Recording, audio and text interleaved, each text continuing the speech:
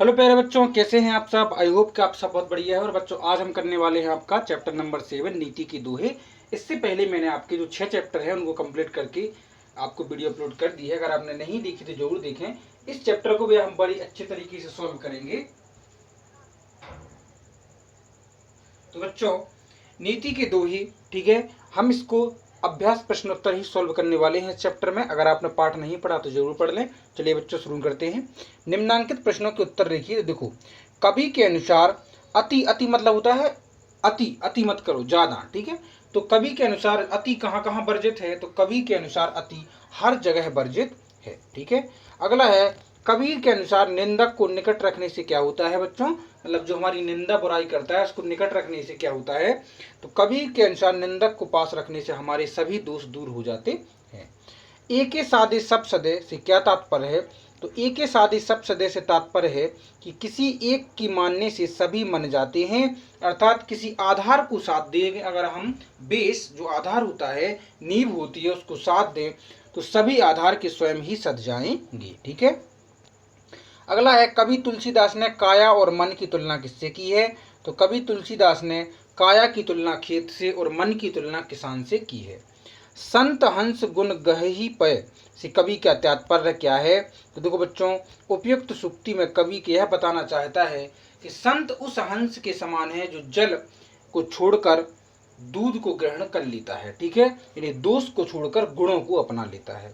अगला है, कवि वृंद ने सज्जन पुरुष के स्वभाव की क्या विशेषता बताई है, तो देखो बच्चों, कवि वृंद के अनुसार सज्जन पुरुष कभी भी किन्हीं भी परिस्थितियों में अपनी सज्जनता को त्याग नहीं करता। भरपूर वर्षा कब होती है, तो जब कलश यानी जो घड़ा है, कलश का पानी गर्म हो, चिड़िया धूल में नहाए तथा चींटी अंडा लेकर चले तो भरपूर वर्षा होने की संभावना होती है, ठीक है। ये जो है कब किसके अनुसार है, पाठ के अनुसार, ठीक है। अगला है, चने को अच्छी खेती किस प्रकार की मिट्टी में होती है, तो चने की अच्छी खेती ढेलेदार मिट्टी में होती है, ठीक है। अगला है, नीचे दिए गए 4 विकल्पों में से सही विकल्प चुनकर आपको लिखना है। तो देखो, कवि के अनुसार कुल्हाड़ी को सुगंधित कौन करता है, तो बच्चों चंदन जी बिल्कुल सही आंसर हो जाएगा आपका, ठीक है। अगला है, रहीमन कब कहे लाख टका मेरा मूल, तो हीरा है ना, रहीमन हीरा कब कहे लाख टका मेरा मूल। तुलसीदास ने संत को किसके समान कहा है, तो तुलसीदास ने संत को हंस के समान कहा है। अगला है, कवि के अनुसार बिना साबुन के स्वभाव को क्या, तो निंदक को अगर पास में रखते हैं तो बिना साबुन के अपना स्वभाव साफ हो जाता है। घाघ भड़र्री को कहावतों के अनुसार धूल में चिड़िया यानी चिड़िया जो है नहाती है, ठीक है। गेहूं की अच्छी खेती होती है ढेले वाली मिट्टी में, कहाँ पर, ढेले वाली मिट्टी में। अच्छा, ये है आपका सही आंसर चौथा, मेंढे के समान बारीक मिट्टी में, ठीक है।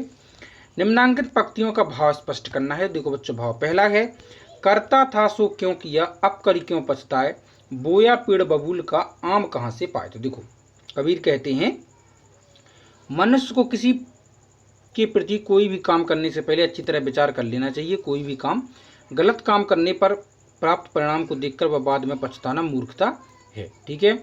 बस इतना ही आपको यहाँ से लेकर यहाँ तक ही लिखना है, ठीक है। और भी आप लिख सकते हैं, वे कहते हैं कि यदि तुम कड़वा बबूल बोगे तो बदले में आपको कड़वा फल ही पैदा होगा, आम की कल्पना अथवा उम्मीद करना बेमानी है, ठीक है। यहाँ से लेकर आप यहाँ तक लिख सकते हैं। अगला क्वेश्चन है, करत करत अभ्यास के जड़मत होत सुजान, रसरी आवत जात हैं सिल पर परत निशान। तो देखो बच्चों, इसका सही आंसर है, कविवर ग्रंथ कहते हैं कि जिस प्रकार मामूली रस्सी के कुएं के पत्थर पर निरंतर ऊपर नीचे होने से पत्थर घिसने लगता है, अर्थात उस पर निशान पड़ जाते हैं, ठीक उसी प्रकार लगातार अभ्यास करने से मूर्ख भी क्या हो जाएगा, गुणी बन सकता है। इसको यहीं तक बस आपको लिखना है, ठीक है। अगला है, निम्नलिखित भावों के लिए दोहों में से उचित पंक्ति छांट कर लिखें। महान पुरुष अपनी प्रशंसा स्वयं नहीं करते। तो देखो, दोहों में इस कहाँ कहा गया है, तो यहाँ कहा गया है बड़े बड़ाई ना करें, बड़े ना बोलें बोल। इन पंक्तियों से यह साबित होता है कि महान पुरुष अपनी प्रशंसा स्वयं नहीं करते। अधिक बोलना और अधिक चुप रहना अच्छा नहीं है। तो देखो, अति का भला न बोलना, अति की भली न चूप, ठीक है। अगला क्वेश्चन है आपका,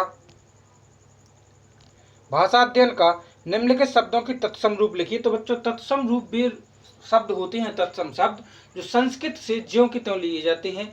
जैसे मैं आपको कहूं दूध हिंदी का है, लेकिन दुग्ध जो है वो संस्कृत का हो जाएगा। ठीक है, तो देखो पछताए, ठीक है, इसको हम सॉल्व करते हैं। देखो पछताए का आपको लिखना पछताना, ठीक है, शब्द है तो इसका पछताना। सुभाए मतलब स्वभाव, चूप का चुप, काज का काज, पोहिए का पोहना, मूल का मूल्य, आस का आशा, नाश का नाश, पौन का पवन, रसरी का रस्सी, निशान का निशान। ठीक है, और सज्जनता का सज्जनता, बरखा का वर्षा, घर का गृह और खेत का क्षेत्र। निम्नलिखित के दो दो पर्यायवाची लिखें। तो देखो बच्चों, पेड़ के हो जाएंगे वृक्ष और तरु, पवन के हो जाएंगे हवा पौन या समीर अनिल, जो भी आप चाहे वो लिख सकते हैं। ठीक है, पानी का हो जाएगा जल बारी नीर सलिल, सरोवर का हो जाएगा सर सरवर, फूल का पुष्प कुसुम प्रसून, नदी का हो जाएगा तरंगड़ी सरिता, पक्षी का हो जाएगा विहंग और पखेरु। ठीक है, अगला क्वेश्चन है आपका, निम्नलिखित शब्दों के सामने उनके दिए गए अर्थ मिलाइए।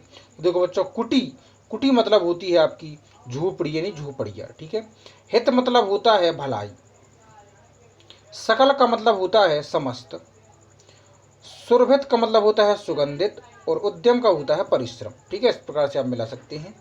ठीक है, इस प्रकार से ये चैप्टर जो है आपका कंप्लीट होता है। आई होप कि आपको क्लियर हो चुका होगा। वीडियो को लाइक और चैनल सब्सक्राइब करें। मिलते हैं नेक्स्ट वीडियो में बच्चों, टेक केयर।